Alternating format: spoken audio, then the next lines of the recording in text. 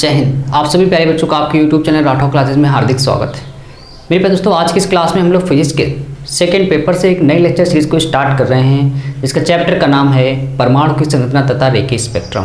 Very most important chapter है ये आपके बोर्ड के लिहाज से अगर देखा जाए।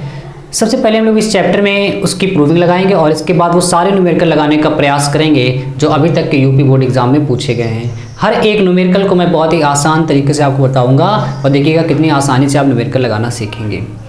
मेरे प्यारे दोस्तों, सबसे पहले आज जो हम लोग प्रूविंग करने वाले हैं वो है बोर की त्रिज्या और उसके वेग का फार्मूला प्रूव करने वाले हैं कि वो क्या है। तो सबसे पहले इसको प्रूव करने के लिए आपको कुछ स्टेटमेंट जो बोर ने बताए थे वो याद होने चाहिए, और वो स्टेटमेंट क्या थे चलिए समझते हैं। सबसे पहले मेरे प्यारे दोस्तों, बोर ने बताया था कि जब भी किसी परमाणु में कोई इलेक्ट्रॉन जो है वो उसी कक्षा में रह सकता है, इलेक्ट्रॉन केवल उसी कक्षा में रह सकता है जिसमें उसका कोणीय संवेग NH/2π का गुणज होता है। कोणीय संवेग NH/2π का क्या हो, पूर्ण गुणज हो। बोर ने ये बताया था कि जैसे मान लीजिए ये NV कक्षा है, बहुत सारी कक्षाएं होती हैं आप जानते हैं एक परमाणु में। मान लीजिए जो कक्षा है यह NV कक्षा। अब ये NV कक्षा में इलेक्ट्रॉन जो यहाँ पर है ये इसीलिए स्थित है क्योंकि इसका कोणीय संवेग NH/2π का पूर्ण गुणज है। तो बोर का पहला स्टेटमेंट ये कहता है कि कोई भी इलेक्ट्रॉन अपनी कक्षा में तभी स्थित हो सकता है जिसमें उसका कोणीय संवेग NH/2π का पूर्ण गुणज हो। यानी कि हमें पहला स्टेटमेंट पता चल रहा है कि कोणीय संवेग, पहले हम लोग त्रिज्या का फॉर्मूला प्रूव करने वाले हैं। कोणीय संवेग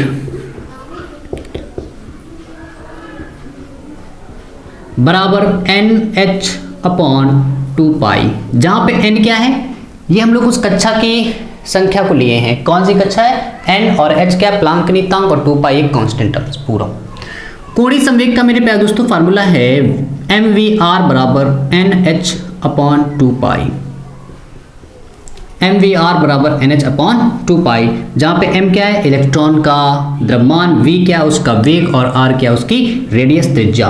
इसके बाद मेरे प्यारे दोस्तों यहाँ से अगर आप देखें, यहाँ से यदि आप देखें तो इसमें दो वेरिएबल टर्म्स आ रहे हैं, एक v और एक r, और दो चर पदों से एक इक्वेशन को कभी भी हल नहीं किया जा सकता। आप ये मैथ में अच्छी तरह जानते हैं। जैसे एक एग्जाम्पल से को आपको मैं समझाता हूँ एग्जाम्पल से। जैसे मैंने कहा x + y बराबर यहाँ पे 6 लिखा है, बताओ x और y के मान क्या है। तो आप जानते हो कि यहाँ पे दो चर पद लिखे हैं x और y, तो इसको आप एक इक्वेशन से सॉल्व नहीं कर सकते। सेम वैसे ही यहाँ पर x और y चर लिखे हैं, और लेकिन हमारे सवाल में v और r चर पद लिखे हैं। तो एक इक्वेशन दो अननोन टर्म्स कभी भी सॉल्व नहीं किए जा सकते, एक इक्वेशन और बनानी पड़ेगी। अब वो इक्वेशन कैसे बनाएंगे इस बात को समझिए।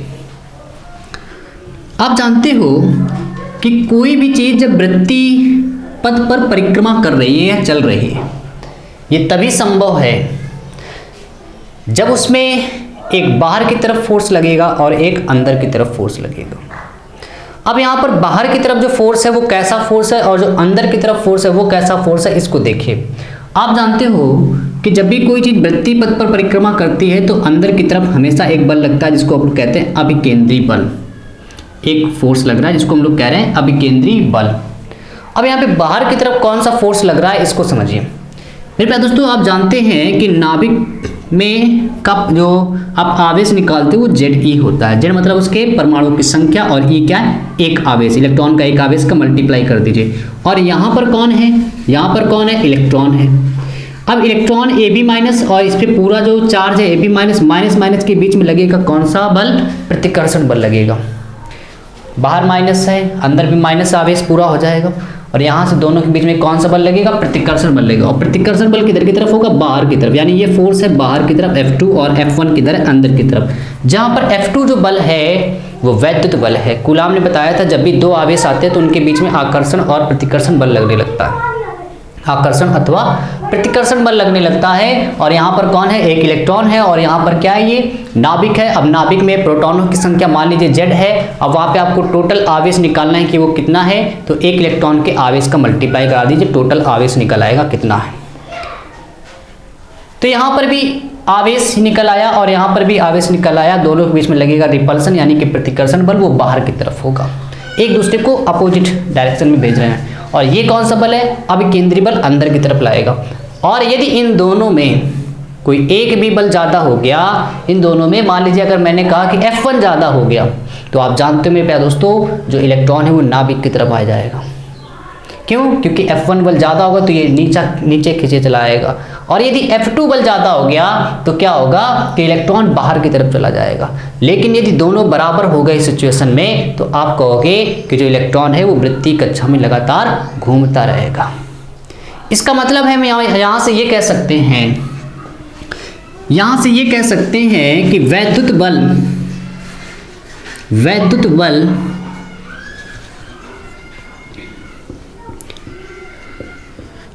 बल बराबर है किसके? अभिकेंद्री बल के। अभिकेंद्री बल के। और वैद्युत बल का जो फार्मूला है आप जानते हो, कूलाम के नियम से आपने पढ़ा है, F बराबर होता है 1/4 pi epsilon not Q1 Q2 बटे R²। बस आप वीडियो को पूरा वॉच करते रहिए, क्योंकि मैं पूरी तरह से अगर पूर्वी लगा दूंगा आप जल्दी जल्दी से नोट कर लोगे, समझ में नहीं आएगी। हर एक स्टेप को समझिए कि ये स्टेप क्यों आया है। इसके बाद जब आप इस तरह से पढ़ेंगे तो आप देखिएगा प्रूविंग आपको कभी भी रटनी नहीं पड़ेगी। तो मेरे प्यारे दोस्तों यहाँ से अगर आप देखें तो वैद्युत बल का फार्मूला है 1/4 pi epsilon not, 1/4 pi epsilon not Q1 मतलब पहला आवेश। पहला आवेश क्या है? E। इलेक्ट्रॉन के आवेश को E से डिनोट किया गया। दूसरा आवेश Ze, दूसरा आवेश Ze। दूरी क्या है? R। मान लीजिए यहाँ से इस कक्षा की जो रेडियस है वो Rn है। Rn ही क्यों माना गया, उसको R क्यों नहीं माना जा रहा है? क्योंकि मैंने जो रेडियस ये जो कक्षा ली है वो कौन सी कक्षा है? NV कक्षा है। NV कक्षा मतलब हो सकता है वो पहली कक्षा भी हो सकती है, दूसरी कक्षा भी हो सकती है, तीसरी, चौथी, पांचवी, कुछ भी हो सकती है। बस आप n की एक वैल्यू अपने मन में कोई रख लें कि n बराबर अगर मैं 1 रख रहा हूँ तो यानी पहली कक्षा है, n बराबर अगर आप 2 रख रहे हैं तो इसका मतलब है दूसरी कक्षा है, 10 रख रहे हैं इसका मतलब 10वीं कक्षा है। तो पर्टिकुलर मैंने एक संख्या मान ली है, वो कौन सी? n। ठीक है, तो NV कक्षा है तो मतलब उसकी त्रिज्या कितनी हो जाएगी? Rn। NV कक्षा की त्रिज्या Rn। और यहां से उसमें क्या लगा है? स्क्वायर बराबर, फिर क्या? अभिकेंद्री बल। अभिकेंद्री बल का फार्मूला क्या है? आपने मेरे प्यारे दोस्तों पढ़ा होगा, अभिकेंद्री बल होता है mv²/r। mv²/r, तो यहां से आप कहोगे mv²/rn। Rn मतलब NV कक्षा की त्रिज्या। अब आप इसको सॉल्व करेंगे। आप देख रहे हो यहाँ पे दो इक्वेशन बन चुकी हैं, एक इक्वेशन ये और एक इक्वेशन ये। अब इन दोनों को आप बस सॉल्व करिए। यहाँ से अगर आप ये सोच के सवाल लगाएं कि मैं गणित का एक सवाल लगाने जा रहा हूँ तो यकीनन आपको प्रूविंग बहुत ज़्यादा आसान लगेगी, क्योंकि दो इक्वेशन बन चुकी हैं। जैसे आपने गणित में सीखा है कि x + y बराबर यदि 2 है, मान लीजिए 5 है, फिर मैं आपसे कहूँ कि x - y बराबर यहाँ से 1 है। अब आपको इन दोनों को सॉल्व करना है, तो आप क्या करोगे कि x का मान ऊपर से निकालोगे, नीचे में रखोगे, या तो आप दोनों को एक साथ जोड़ देंगे तो कैंसिल हो जाएगा। सेम वही सवाल हम लोग यहाँ पे लगाने वाले हैं। क्या करने वाले हैं इस बात को देखिए। सबसे पहले आप देख लो यहाँ से Rn से एक Rn कट रहा है, तो 1/4 पाई एप्सिलॉन नॉट Ze²/Rn बराबर mv²। ठीक है, अब मेरे प्यारे दोस्तों यहाँ से आप लोग क्या करें, और Rn लिख लीजिए यहाँ पे, क्योंकि NV कक्षा की बात करें हम लोग। अब आप क्या करें, यहाँ से अगर पहली इक्वेशन से मेरे प्यारे दोस्तों यहाँ पे अगर हम लोग वैल्यू निकालें v की, पहली इक्वेशन से अगर वैल्यू निकाल ली जाए v की, तो देखिएगा यहाँ से अगर हम लोग v की वैल्यू निकालें तो क्या आएगी? NH/2πmv आएगी। हम लोगों ने क्या किया है? 2πmRn। हम लोगों ने यहाँ से क्या किया? v की वैल्यू को निकाला है, NH/m और Rn नीचे भेज दिया, नीचे पहले से 2π। इस v की वैल्यू को आप यहाँ पे रखिए, इसको इक्वेशन फर्स्ट मान लें और इसको इक्वेशन सेकंड मान लें। तो आप कहेंगे इस समीकरण 1 से v का मान समीकरण 2 में रखने पर, तो जैसे आप रखेंगे तो 1/4 पाई एप्सिलॉन नॉट Ze²/Rn बराबर m, और v का जब मान रखोगे इसमें स्क्वायर लगाए तो ये हो जाएगा n²h²/4 पाई² m² और Rn²। ठीक है, क्योंकि यहाँ v में क्या लगा? स्क्वायर, तो ये सारे टर्म्स में हो जाएगा स्क्वायर, 2 का स्क्वायर 4, पाई का पाई², m का m², r का Rn²। यहाँ से इसको आप सॉल्व करें जब यहाँ से आप इसको सॉल्व करेंगे तो आप देखें तो एक Rn से एक Rn कट रहा है, एक पाई से एक पाई कैंसिल हो रहा है, एक m से एक m कैंसिल हो रहा है। क्या बच रहा है उसको आप लिखें। यहाँ पर आप देखें तो बचा है Z E square upon 4 epsilon not. 4 से 4 भी कैंसिल हो रहा है, 4 से 4 भी कैंसिल हो रहा है। यहाँ पे क्या बच रहा है, एप्सिलॉन नॉट इक्वल में n square h square upon pi m Rn। इस Rn को इधर ले जाएं, बाकी सारी चीज़ों को उधर भेजेंगे तो Rn इधर आएगा तो यहाँ से आप कहोगे Rn बराबर n square h square upon ये नीचे आएगा और ये ऊपर जाएगा, यहाँ से एप्सिलॉन नॉट क्रॉस मल्टीप्लिकेशन कराया जा रहा है। यहाँ पे क्या आ जाएगा, पाई m जेड ई स्क्वायर। यहाँ से आप देख रहे हो क्योंकि आप जब भी लगाओगे न्यूमेरिकल तो वहाँ पे आपको ये नहीं पता होगा किस कक्षा के, ये किस कक्षा का हम लोग बात कर रहे हैं, किस कक्षा का इलेक्ट्रॉन लिया गया है। यानी यहाँ पे हम लोग n को बाहर कर लेंगे, ठीक है। n को बाहर करें अगर यहाँ से तो एक फार्मूला बनने वाला है Rn बराबर h square epsilon not upon pi m Z E square into आप देखें तो n स्क्वायर लिखा। ये जो आप देख रहे हो ये सारी चीज़ें कांस्टेंट हैं, जहाँ पर h क्या है, प्लांक नियतांक, एप्सिलॉन नॉट जानते हो निर्वात की वैद्युशीलता, पाई एक कांस्टेंट वैल्यू है, m भी इलेक्ट्रॉन का द्रव्यमान फिक्स है, z हम लोग बात करेंगे हाइड्रोजन परमाणु के लिए। अगर हम लोग ये प्रूविंग लगाएं हाइड्रोजन परमाणु के लिए, क्योंकि बोहर ने मेरे पैदों से जो फार्मूला बनाया था वो हाइड्रोजन परमाणु के लिए ही बनाया था, तो आप लिखोगे हाइड्रोजन परमाणु के लिए, हाइड्रोजन परमाणु के लिए क्या आप सभी लोग जानते हो कि हाइड्रोजन का परमाणु क्रमांक कितना होता है? सभी लोग कमेंट करके बताओगे कि आखिर हाइड्रोजन का परमाणु क्रमांक जिसको आप जेड से इंडिकेट करते हैं, शो करते हैं, वो कितनी होता है, वो कितना उसका मान है हाइड्रोजन परमाणु का परमाणु क्रमांक। सभी लोग बताएंगे कमेंट करके कि हाइड्रोजन परमाणु का परमाणु क्रमांक आखिर कितना होता है। हाँ, जल्दी से सब लोग बताएंगे कि हाइड्रोजन परमाणु का परमाणु क्रमांक कितना होता है।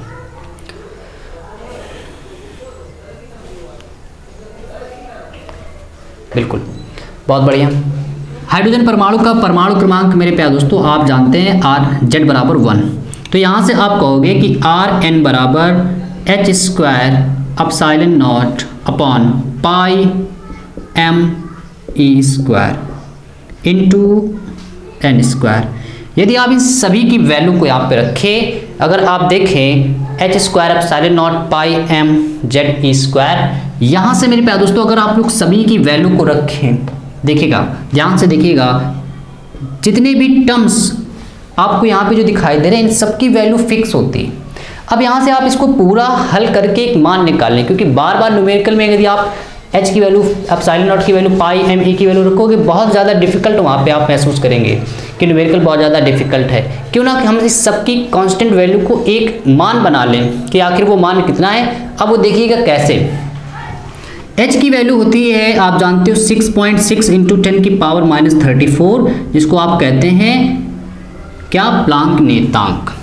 अब एप्सिलॉन नॉट की जो वैल्यू है शायद आपको आगे नहीं दिखेगा, चलिए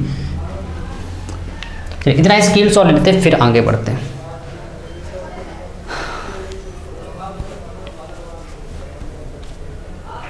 चलिए इसके बाद आप देखिए फिगर को मिटा देते हैं यहाँ से। यहाँ से यदि आप सबकी वैल्यू रखेंगे तो देखिए क्या आएगा, आर एन बराबर एच की वैल्यू आप जानते हो 6.6 इंटू 10 की पावर -34 ऊपर लगाए स्क्वायर इंटू एप्सिलॉन नॉट की वैल्यू आप जानते हैं 8.85 इंटू 10 की पावर -12 अपॉन पाई की वैल्यू 3.14 3.14, m की वैल्यू इलेक्ट्रॉन के लिए 9.1 इंटू 10 की पावर -31, e की वैल्यू आप जानते हो इलेक्ट्रॉन का आवेश 1.6 इंटू 10 की पावर -19 और उसमें क्या लगा हुआ स्क्वायर इंटू एन स्क्वायर। जब आप इस सब को सॉल्व करोगे, सभी की वैल्यू को आप पूरी तरह से सॉल्व करोगे तो आप पाओगे 0.53 इंटू 10 की पावर -10। और क्या लिखा हुआ एन स्क्वायर, और 10 की पावर -10 को आप मेरे प्यारे दोस्तों लिख सकते हो एंगस्ट्रॉम। 10 की पावर 10 को आप लिख सकते हो एंगस्ट्रॉम एन स्क्वायर। तो यहाँ से एक फार्मूला बन रहा है कि आर एन बराबर 0.5353 एन स्क्वायर एंगस्ट्रॉम। ये ऐसा फार्मूला है जिसे आप किसी भी कक्षा की रेडियस निकाल सकते हैं। जैसे मैंने आपसे कहा पहली कक्षा की त्रिज्या कितनी, तो n की जगह क्या रख दो 1। इससे पता चलेगा पहली कक्षा की त्रिज्या कितनी हो जाएगी 0.53, क्योंकि n की वैल्यू आप 1 रखोगे तो पूरा 1 आ जाएगा, इसमें आप मल्टीप्लाई कराओगे तो 0.53 आ जाएगा। मैंने आपसे कहा कि दूसरी कक्षा की त्रिज्या कितनी है, तो n की जगह आप क्या रखोगे 2 का स्क्वायर 4 का मल्टीप्लाई कराओगे दूसरी कक्षा की त्रिज्या आ जाएगी। इसी प्रकार से आप तीसरी, चौथी, पांचवी जिस भी कक्षा की रेडियस निकालना चाहते हैं बस आप उस n की वैल्यू को रखें, कैलकुलेटर का पूरा इसको सॉल्व कर लें, तो यहाँ से आप देखोगे उस कक्षा की त्रिज्या बड़ी आसानी से प्राप्त कर सकते हैं। तो ये रहा मेरे प्यारे दोस्तों, आप देख रहे हैं त्रिज्या का पूरा प्रूव है कि बोहर त्रिज्या का फार्मूला आर एन बराबर 0.53 एन स्क्वायर एंगस्ट्रॉम कैसे प्रूव किया जाता है। एक बार फिर से इसको समझ लेते हैं, एक क्या था परमाणु में ये जो आपने बनाई है बहुत सारी सेल होती हैं, आप जानते हो इस तरह से उसकी कक्षाएं होती हैं। मैंने जो कक्षा लेट की है वो कौन सी लेट कर ली है, एनवी कक्षा लेट कर ली है कि एक परमाणु है और ये उसकी कौन सी कक्षा, एनवी कक्षा है। एनवी कक्षा में एक ये इलेक्ट्रॉन है, यहाँ पे लगातार चक्कर लगा रहा है। तो सबसे पहले बोहर का जो स्टेटमेंट था वो क्या था कि इलेक्ट्रॉन जिस भी कक्षा में रह रहा है, चाहे वो पहली कक्षा में हो, दूसरी कक्षा में हो, तीसरी कक्षा में हो, उसका कोणीय संवेग हमेशा NH/2π का गुणज होगा। तो यहाँ पे पहला स्टेटमेंट पता चला है कि कोणीय संवेग बराबर NH/2π। कोणीय संवेग का फार्मूला होता है mvr। r की जगह rn क्यों लिखा है, क्योंकि हम लोगों ने कौन सी कक्षा ली है, nv कक्षा ली है, तो r की जगह rn बराबर NH/2π। यहाँ से हम लोगों ने क्या किया है, v की वैल्यू को निकालोगे, m और r नीचे चले जाएंगे तो 2π mr इन rn। इसके बाद क्या किया गया है कि दूसरा इक्वेशन कैसे बनाएंगे, आप जानते हो कि इलेक्ट्रॉन वृत्तीय कक्षा में चक्कर लगा रहा है, और जब भी कोई चीज़ मेरे प्यारे दोस्तों वृत्तीय कक्षा में चक्कर लगाती है तो वहाँ पे हमेशा आप दो बल आएंगे, एक अभिकेंद्री बल तो आएगा, एक बाहर की तरफ फोर्स लगता है, और यहाँ पे बाहर की तरफ कौन सा फोर्स लग रहा है, बाहर की तरफ जो फोर्स लग रहा है वो कौन सा है, वैद्युत बल। दो आवेशों के बीच में लगने वाला बल कहलाएगा कौन सा, वैद्युत बल। ठीक है, तो यहाँ से वैद्युत बल आपने लगाया, और वैद्युत बल का फार्मूला क्या है 1/4πε0 Q1 Q2/r। अब Q1 क्या है, आवेश, तो इलेक्ट्रॉन पर कितना आवेश होता है E। अब परमाणु के नाभिक में कितना आवेश है तो नाभिक में कितना आवेश है, तो नाभिक में परमाणु क्रमांक Z, और उसमें पता करना है कि कितना उसका आवेश है। तो परमाणु क्रमांक की संख्या में यदि एक इलेक्ट्रॉन के आवेश का मल्टीप्लाई कर दें तो पूरा आवेश निकल आएगा। यानी Q1 की वैल्यू आप देख रहे हो E है, Q2 की वैल्यू आप देख रहे हो ZE है, अपॉन r स्क्वायर, r की जगह rn। यहाँ से यहाँ तक इसकी जो रेडियस है वो क्या है, rn, तो यहाँ पे rn रख दिया है। अब केंद्रीय बल का फार्मूला होता है mv square upon r, mv square upon r, r की जगह rn। एक rn से कैंसिल हो गया, एक rn बचा, ये बचा। इसके बाद v की वैल्यू यहाँ से हम लोगों ने इसकी रखी, स्क्वायर किया, कैंसिल किया, सॉल्व किया, पूरी वैल्यू रखी सभी की, तो ये वैल्यू आपने पाई कि rn बराबर 0.53 n स्क्वायर एंगस्ट्रॉम होता है। ठीक है, सबको यहाँ तक आ रहा है। चलिए, इसके बाद आपसे कहा जाए कि वेग का फार्मूला कैसे बनाओगे, तो वेग का फार्मूला कैसे बनाओगे इसको ध्यान से देखें।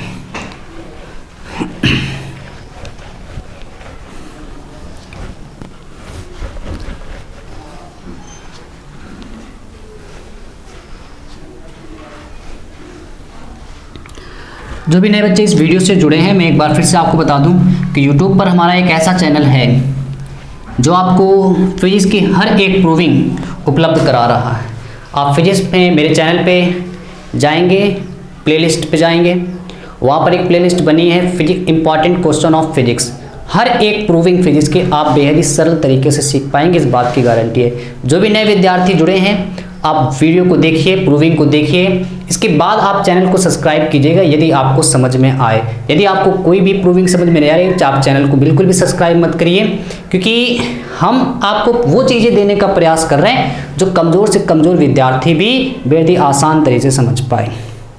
ठीक है, तो चलिए अब सबसे पहले हम लोग प्रूव करने वाले हैं। इसके बाद विभव का अब फार्मूला कैसे प्रूव करेंगे, ये कहाँ से आएगा, आप जानते हो मेरे प्यारे दोस्तों। जैसे आपने अभी मैंने सवाल बताया था कि x + y = 5, x - y = 2। अब मैं आपसे कहूँ कि अगर x का मान या y का मान मान लीजिए 2 आ गया है, फिर मैं आपसे पूछूं कि x का मान कैसे निकालोगे। यदि मैं आपसे कहूं कि दो इक्वेशन आप सॉल्व कर रहे हैं, y का मान 2 आ गया है, मुझे बताओ कि x का मान कैसे निकालोगे, तो आप कहोगे सर कि x का आपको क्या करना है कि y का मान आप चाहे पहले में रख दो समीकरण में, चाहे दूसरे समीकरण में रख दो, दोनों को आप सॉल्व कर लेंगे, वहां से x की वैल्यू आ जाएगी। तो इसी प्रकार दो इक्वेशन बनाई थी, जैसे यहाँ पर बनी, यहाँ से हम लोगों ने y की वैल्यू निकाली, वैसे हम लोगों ने यहाँ से Rn की वैल्यू निकाली। y की वैल्यू को आप फर्स्ट में रखोगे, वैसे हम लोग Rn की वैल्यू को फर्स्ट में रखेंगे। तो आप कहोगे कि Rn का मान समीकरण 1 में रखने पर, तो जैसे रखोगे तो ये v लिखा है NH अपॉन 2πm। Rn की वैल्यू मेरे पास दोस्तों यहाँ पे z भी एक आया था, मैंने 1 रखा था, अगर वहाँ पे अब मान लीजिए कि वहाँ पे पूरी हम लोग वैल्यू रख रहे हैं ये वाली, ठीक है। जैसे यहाँ पे रखोगे, यदि आप वही रखना चाहते हैं तो वही रख सकते हैं, क्योंकि हाइड्रोजन के लिए फिर फार्मूला बन जाएगा, ठीक है। तो यहाँ से आप इसकी वैल्यू को रखें, Rn की वैल्यू आई है h square epsilon not upon pi M E square into N square. Pi से पाई कैंसिल, m से m कैंसिल, एक h से h कैंसिल हो जाएगा, क्या बच रहा है उसको लिखिए, एक n से n कैंसिल। तो v बराबर ऊपर कुछ नहीं बचा, नीचे जो बचा है वो ई स्क्वायर ऊपर जाएगा, जो नीचे ई स्क्वायर बचा है वो कहाँ जाएगा, ऊपर जाएगा। इसके बाद नीचे क्या ये लिखा है 2, यहाँ से ये क्या लिखा है h, ये क्या लिखा है एप्सिलॉन नॉट, और ये जो बचा है ई स्क्वायर ऊपर पहुँच गया, एक n भी बच रहा है। तो यहाँ से आप इसको ऐसे लिख सकते हो, E square upon 2h epsilon not into n upon में n, E square upon 2h epsilon not, ठीक है। अब यहाँ से अगर आप देखें तो E की वैल्यू भी फिक्स है, आप जानते हो इलेक्ट्रॉन का आवेश, H प्लांक नियतांक इसकी भी वैल्यू फिक्स है, एप्सिलॉन नॉट निर्वात की वैद्युशीलता इसका भी मान फिक्स है। क्यों ना इन सबकी वैल्यू को जो फिक्स है उनको आप रख के एक पर्टिकुलर वैल्यू निकालने की आखिर वो कितनी है। तो ऐसे आप जब न्यूमेरिकल लगाओगे तो आपको बिल्कुल भी कठिनाई महसूस नहीं होगी। E की वैल्यू आप जानते हो 1.6 इंटू 10 की पावर -19 ऊपर लगा हुआ है स्क्वायर, ठीक है।